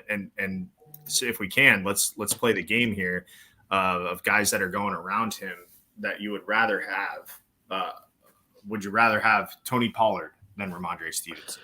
So I know where you're going with that one, and Tony Pollard's the only guy that I would not put ahead of Ramondre Stevenson that's, coming off the board before him, right? Right. But there's several guys coming off the board later than him that I would rather have in that one. So, Breece Hall, we talked about him, but Travis Etienne, I'd rather take my shot there, right? I would rather take my shot on Najee Harris. I'd rather take my shot on Ken Walker, I think, than take the shot of Ramondre Stevenson this year. So this is one of those that if he was coming off the board running back 15 or later, sure, I would absolutely take the shot there, because I think there's some wiggle room for him to return value. But I think right now, with where you're drafting him at, the wiggle room up for him is to get to 9, right? So I'm drafting him at 10 for him to maybe perform up to 9. Like, I think 9 is his absolute ceiling on potential fantasy running back finish this year. And that's one of those that I'd rather wait a little bit and potentially see some bigger return value on that one, right? Like I think Najee will outperform his draft capital. I think Kenneth Walker, I think there's a lot. Miles Sanders, a guy going RB20, I think he'll drastically outperform his capital to the point where we could see him get up to 13. And that's one of those that, again, right? So when I'm looking at the draft overall and I'm putting my strategy together and I'm going through that, I would rather take my shot on a guy going a round later or a couple of rounds later, just off of where I would have to do that. And I'd rather pivot and take my first wide receiver off the board. Because I'd rather take an AJ Brown probably over Ramondre Stevenson on having to spend that draft capital right in that range. That's fair. I mean, I guess if I'm sitting there in the third round and Ramondre Stevenson is still there, I'm at the front end of the third round and Ramondre Stevenson is still there, I have no problem going that route because odds are that I've already stacked up in rounds 1 and 2, and I think that consistency. And again, I think I'm buying into the fact that I think he finds the end zone a few more times than he did last year. I think that's the place that I'm coming from. That I think 5 touchdowns is low, and to me that feels like the floor in terms of touchdown work. I feel like he can find the end zone more next year. And I think they get a little bit more creative with Bill O'Brien there as OC. And that I can see. I wonder if you're looking at like a standard draft, draft type of deal, because everything I'm looking at when I'm seeing a half point or a full point has him at like 18th overall type of pick. So no, I'm seeing 26 here. Okay, so and that could be part of that too, just depending upon where you're kind of looking, where you're pulling ADP from. Yeah. So the one I'm looking at is 26, and yeah, I mean at 18, 18's a little rich, but at 26, that's a great deal for me. Fair enough. And at 26, I would be more inclined to go that route, right? Like you're talking on the turn type of thing in the second or third round. Yeah. Sure. Yep. Right. Like, because at that point I will have probably put, if on a super flex, I've already got I've got a Patrick Mahomes, I've got a Josh Allen, a Jalen Hurts type up there that's going to way outperform. And then, you make that turn into the second and then into the third and you pick him up there. I could see that. Or if you're going in a 1 QB league and you're putting, the Christian McCaffrey, Austin Eckler type of standout running back up there, and then you're pairing up Ramondre as your second. Okay, I could get down on that. So yeah, just depends on how you're looking at it. Right, and how the board falls to you. All right, I like it. Let's go ahead and hit up James Robinson, who was again a little bit of an injury shortened season there. 110 rush attempts, 425 yards, 3 touchdowns, 11 receptions, 14 targets, 51 yards, and 2 touchdowns. Thoughts on James Robinson? He came over halfway through the season, right? They was with Jacksonville, then obviously Travis Etienne, made him, expendable, and realistically, the fact that Jacksonville got anything out of him because he was undrafted free agent and became the fantasy darling there that first year, and probably won some leagues. People will be forever indebted to James Robinson because of his performance his rookie year. Because you weren't drafting him unless you were listening to this show, you weren't drafting him. And then all of a sudden he busts out onto the scene. A little bit of a disappointing. And then obviously I think anytime there's no sport is a trade, more difficult to adapt to than the NFL, because you do have to learn an entirely new playbook and you're trying to do that on the fly.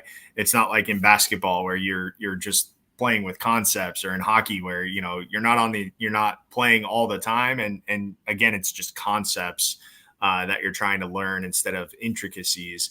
And you can pick up intricacies later. So it's tough. It's tough to get traded halfway through a season. And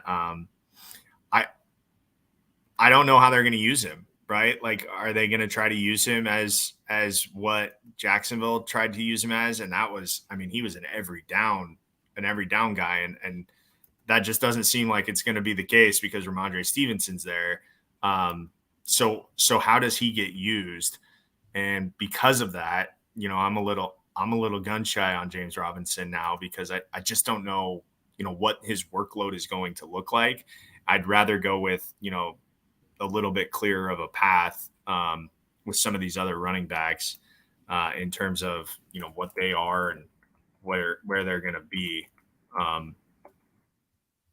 He's the third Robinson going in most drafts at this point. Running back Robinson. Yes.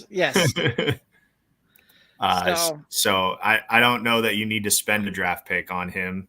231 is what I'm seeing him at. So, I don't think you need to spend a draft pick, but if if Ramondre Stevenson gets hurt, I think he's the plug and play after that. So a handcuff waiver wire option. Yeah, I mean he's the second, third down, or first, second down back if Ramondre misses any time there. Right. Yeah, he's the thumper between the tackles type of guy. Not really the pass catching running back there, which is one of the things Ramondre really excels at is pass catching and pass pro. So yeah, I'm right there with you, right? This is a guy that you're not going to be drafting, worth maybe potentially keeping an eye on and seeing, if it's worth an ad there, but not looking to really put him on a roster and go crazy that way. Let's go ahead and hit up the wide receivers. Juju Smith-Schuster coming in over from Kansas City, wide receiver 29, 78 receptions, 101 targets, 933 yards, 3 touchdowns, an average of 6.3 targets per game. Thoughts on Juju Smith-Schuster? Well, he did that with arguably the best quarterback in the league, and he's going to a situation where he does not have arguably the best quarterback in the league throwing him the football. And a guy, again, that I think that, we'll get into Mac Jones a little bit, but I do think that this is going to be a run-first offense. I don't think that they're going to, give Mac Jones carte blanche when it comes to running this offense. So, because of that, and this is really unfair because I do think that, Juju's obviously a good player and has been able to thrive, and now he's got a ring. And, I mean, he was basically almost out of the league, right, and kind of resurrected his career in Kansas City and was able to win a Super Bowl. I'm just not huge on really any pass catcher coming from New England. I think there are better options across the league. You've got better options with 29 different teams. Or 31 different teams really, that I would rather just avoid New England pass catchers because I think it's going to be tough. I think it's just going to be tough to have any sort of consistency with what these guys are going to do. Yeah, I mean, where he's coming off the board too, wide receiver 46, like that 108 type of range, like you're talking a 9th round type of pick there. And no, thank you. Right. Like I'd rather go a completely other route on that one. I'd rather take somebody that has, a lot more upside than Juju Smith-Schuster does. Right. Like Samaje Perine coming off the board 1 pick before him. And I'll go Samaje all day long and over that one. And even with Patrick Mahomes throwing him the ball last year, he gave you 3 wide receiver 1 weeks. But he also had weeks where he finished wide receiver 100 on the week. Yeah. A bunch of weeks where he finished wide receiver 60. In fact, that was more common. The leading digit of where he finished in was something in the 60s, where he had 1, 2, 3, 4, 5, 6, 7 different finishes at a wide receiver 60 on the week, and that's just unusable for fantasy. So I would rather take a guy in that 9th round that I don't have to play the guessing game with on, is this week going to be something that I can use? Is this week going to not be something that I can use? Because sure, he'll give you a couple of weeks that'll do really well, and he's going to give you a whole lot of weeks that are just plain unusable. So this is more of a best ball type of candidate for me, but in season long, I'd rather take the upside shots on some different guys there, right? Like I'd rather take a Jacoby Myers out there in Vegas over Juju at the wide receiver. I'd rather take Samaje Perine at the running back type of position. I'd rather go with a Dalton Schultz or something like that. Yeah, here's a good one for you for a guy that's going about 2-3 rounds later. Would you rather have an Odell Beckham Jr.? And OBJ's going 3 rounds after Juju. I'll take the upside I'll take the potential upside on OBJ, right? Like I'll take the name value. Yeah. Yeah. So I think that might be the one guy that I know I was kind of down on OBJ when we talked about the Ravens. But I think, Rashad Bateman's going right after him. I think I'd be more comfortable with that one too than Juju. And that's, saying something because I don't know that, Lamar Jackson's a better pass thrower than Mac Jones. I just think there's more upside in terms of plays and design. And taking chances. Yeah, absolutely. Let's go ahead and hit up the next wide receiver here. Devontae Parker, wide receiver, 65, 31 receptions, 47 targets, 539 yards, 3 touchdowns, an average of 3.6 targets per game. Thoughts on Devontae Parker? Again, I'm out. It's just it's not just Juju. It's all New England wide receivers. I'm not buying into it this year. I don't see that I don't see Mac Jones being able to support it. So I know, again, that's another name, right? Like they have name value with Juju and with Devontae Parker that you think would be good, but he's basically undraftable or going undrafted, and so I'm just staying away from New England wide receivers. Yeah, and I can see why, because it's awfully hard to try and guess which one they're going to do. Now, Devontae Parker in a best ball, sure, I'll take that shot on that because he is a down the field, explosive, contested catch kind of guy. But the problem is season long type of thing. Mac Jones isn't really the contested catch thrower of the football, right? Like that's not really where he's going to do. He's not going to try and force it. He's not going to try and really, break those windows and really fit those things into those tight windows. He's you said it earlier, he's a guy that's going to take the path of least resistance to dink and dunk down the field and take what the defense gives him. And that's just kind of where we're at there. And so that being the case, Devontae Parker, that's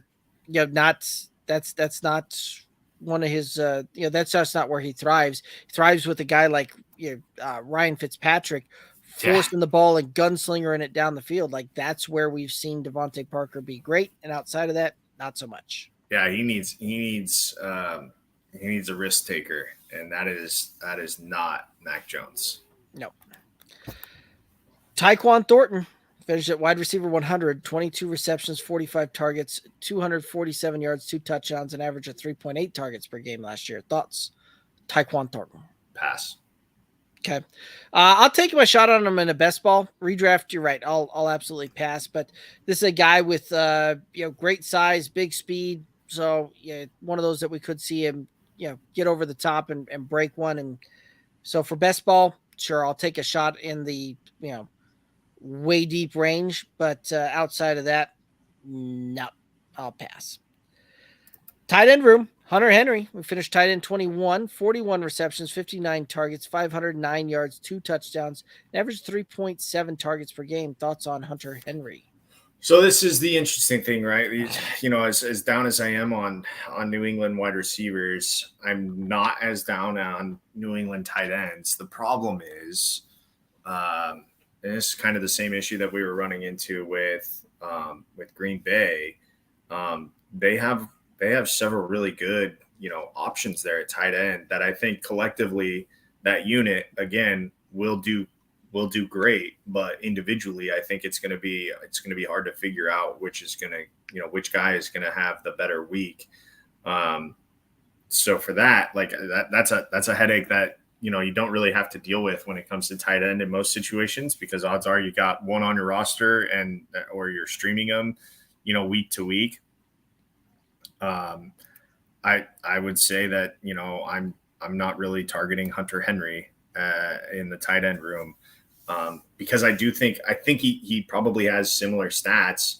And again, with Mac Jones being a path of least resistance guy, the tight end is a viable option, but I just don't know which guy is going to get, the lion's share of work.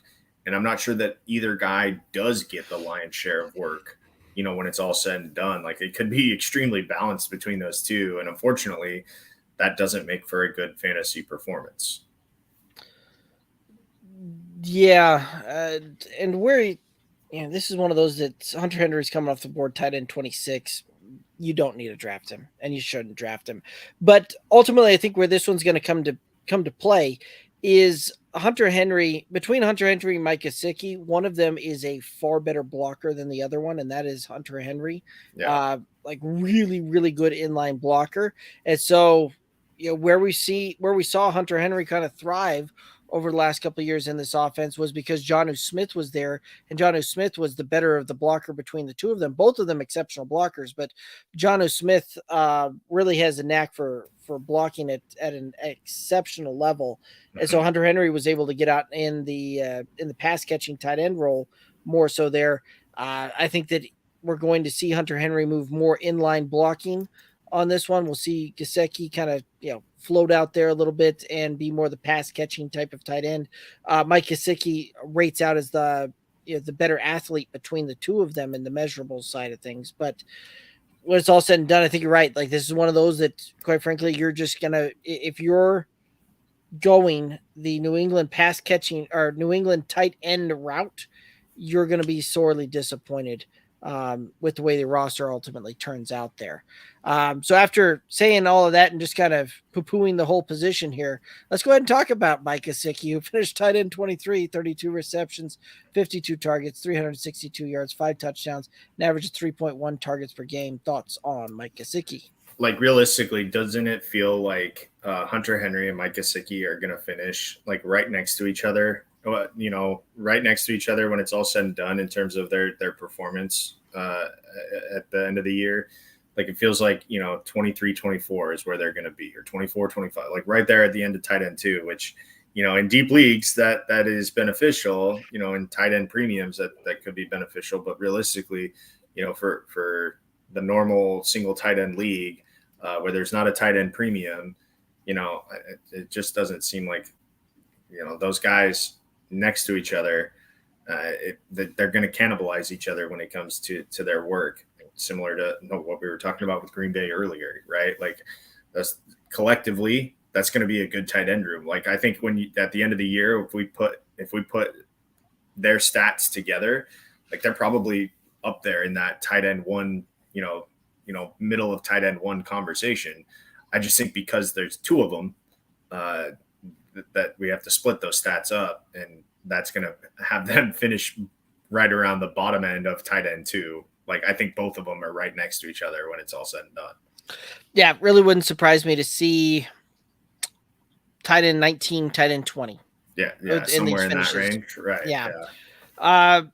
For the two of those guys, to the point where you're right, they're going to kind of cannibalize each other. I think that I think Mike Gesicki will have the better season between the two of them for fantasy purposes, but I think you're also going to be very disappointed if you're relying on Mike Gesicki to deliver you to the tight end, good spot there. So not a route that I'm looking to go with there. And he's not really being drafted either. So this is one of those, you let him sit on there and you can potentially stream him and just play the matchups, play that. Like, that's the route that you're going with Mike Gesicki. Yeah. All right. Quarterback room. Mac Jones finished QB 23, 288 completions, 442 attempts, 65.2 completion percentage, 2,997 yards, 14 touchdowns, 11 interceptions, 47 rush attempts, 102 yards, 1 touchdown on the ground. Thoughts on Mac Jones?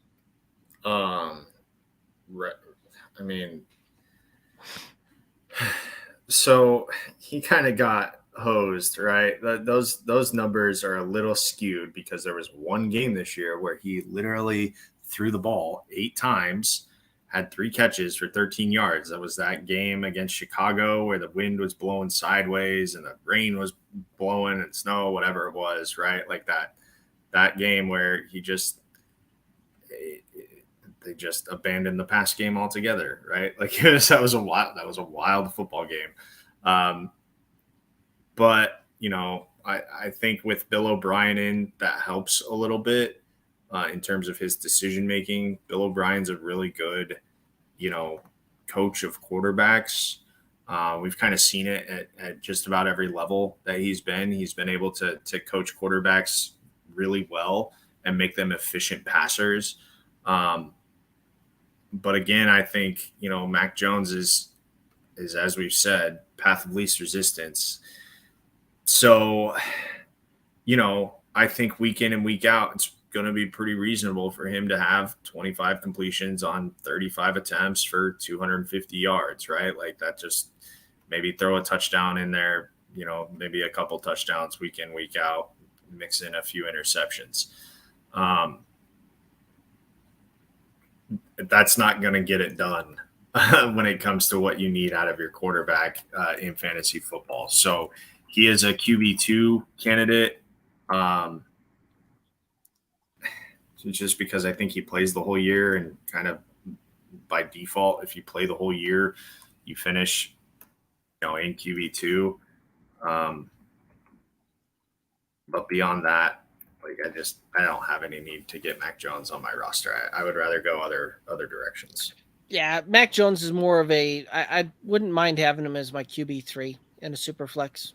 Like that's really where I'd feel okay putting him on my roster there. There's a pretty good chance that you could do that. He's kind of coming off the board QB 28. So this isn't one of those that you're going to have to, really kind of press to add him as your third quarterback there. And realistically, where he's coming off the board, he's probably in a much better position than most of the other QB3s that you'd put on your roster.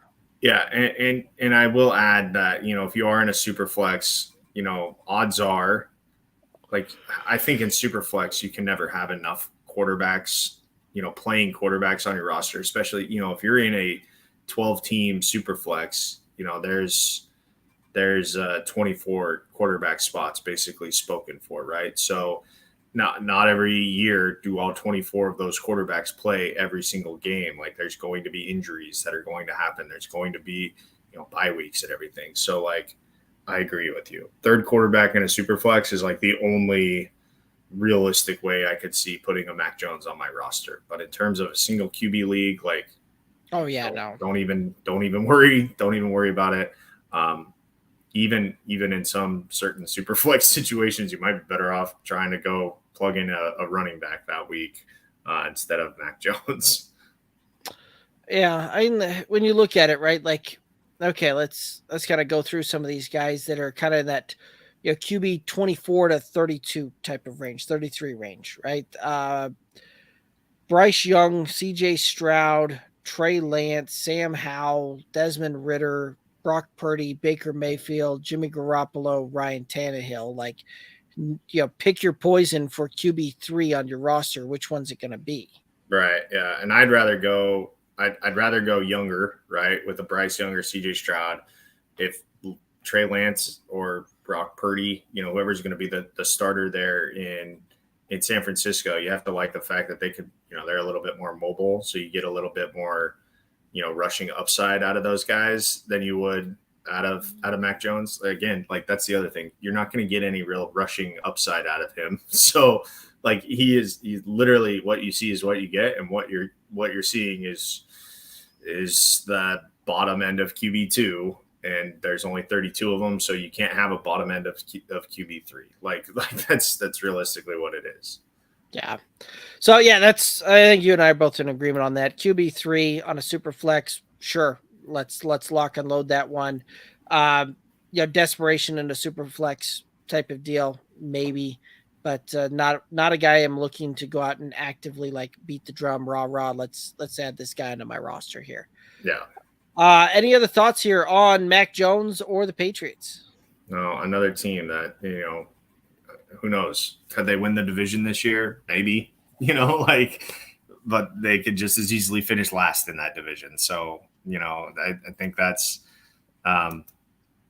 it's just another really, really difficult division to figure out. These 8 and 9 teams, man, these ones are hard to figure out what they're going to be because they're there, but they're not. Right. Well, and the Patriots are just kind of seemingly at that 500 mark the last few years here. So and what changed in the last few years for them? What was that? The coach is still the same. Yeah, something. Well, they've changed offensive coordinators a few times. Oh, maybe that's what it is. That could be it. That could be. I think the biggest offensive coordinator they changed was a guy named Tom Brady. Oh wait, no, he played quarterback for him. That's who he was. I had heard of him before. Yes. All righty. So, any other thoughts on any other teams we hit up? No. We are grinding away. What do we get next week, Derek? What can we tease ahead to what the folks get next week? Yes, and had you given me another 13 seconds there, I'd have had it right like that. Yes. So as we are getting ready for next week's show, Derek will have a preview of the teams that we are going to talk about, as we've already broken down. We're at the 8 and 9 team, so we've got to be getting close to about halfway here, right? We are right about at the halfway mark, right? The Patriots, Jets, Packers. I think we just went past halfway. I think we just hit 15. So I think this next week we'll get into that past halfway mark, right? Very nice. So next week, though, we've got the Buccaneers, we've got the Commanders, and we've got the Steelers. So a lot of teams that we'll have a lot of interesting fantasy pieces to kind of break down here, and a lot of nebulous situations with all of those teams, right? Like a lot of actual, like we have to dive down into these guys to really break these ones down here. So this isn't like actually make me do work on this one. Exactly. Right. So, I got to keep you on your toes. We need Kevin to come back. But that one there. And then we'll start getting into after next week, we're back to just 2 teams a week until we start getting into strategy. Really diving into the strategy sessions here come August. So, and I know we didn't mention it at the start of the show, but like OTAs are this week, right? Mm-hmm. Some of the teams open up OTAs this week. Most of the rest of the teams open up not OTAs, mini camps. Excuse me. Yeah, that's what I was saying. Mini camps are opening up this week, and more mini camps will open next week, and so we'll just kind of get a better idea of kind of what these things are looking like. You're not really showing your whole hand in mini camp because they're more media events than they are really anything else. So, but you are going to at least have beat reporters with eyes on them. So if you do have a question about a guy and, how is he looking coming back from injury or something, like now's your time to really, get into it as we are into dynasty draft season and some of these rookie drafts and all that stuff. So absolutely. Pay attention. You got to. Also starting here in about a month or so, we'll start releasing all the player profiles, all the breakdowns on those individual players. So that way you can get our thoughts on them as you head into your drafts, those quick bite-sized videos there. Those will be coming out. So make sure that you're hitting the subscribe button, getting all of those updates when they come through there. Appreciate everybody tuning in, but I think that's going to do it for us. Any final thoughts out there, Alex? Thanks for tuning in this week. Hopefully we carried the show without Kevin. I'm sure he'll be back next week, and we'll keep plugging away here. Absolutely. And so if you haven't done so already, make sure you're following us on all those socials, Twitter, Instagram, Facebook, TikTok, at Good Old Boys FF. Head over to that youtube.com/@GoodOldBoysFF. Click that subscribe button. It is the best way to support this independent podcast. That's going to do it for us tonight. He's Alex. I'm Derek. We'll see Kevin next week. Have a good one. Be safe. Toodaloos.